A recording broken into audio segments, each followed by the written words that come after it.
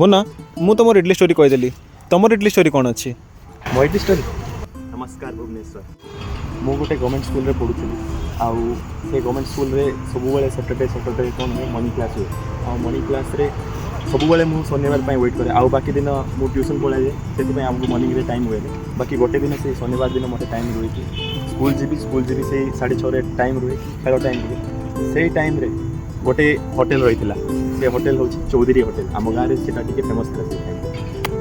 जेहेतु से hotel famous अच्छी आउ समस्त लोक बहुत गहली रुहति से टाइम रे कौन करा जाए खेल से टाइम 6:30 रे हेले हमर खेल टाइम टा रुए खेल टाइम रहा टाइम रे आम डायरेक्ट कौन करूँ डायरेक्ट जाकि मु मो सांग मैंने समस्ते जाकि सीटी जाकि खाऊ टिफिन इडली एबे सिना सब 30 इडली रहे 30 इडली अच्छी किंतु से टाइम रे चक्की इडली बोली रही चक्की इडली माने से टाइम बहुत फेमस थी आम से गाँव से चक्की इडली आउ से चटनी देले बहुत फ्लेवरफुल बहुत टेस्टी थाए बहुत सफ्टनेस हुए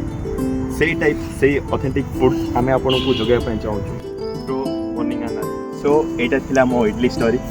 जदि आपणकर भी सेमती किसी इडली स्टोरी किंबा दोसा स्टोरी अच्छी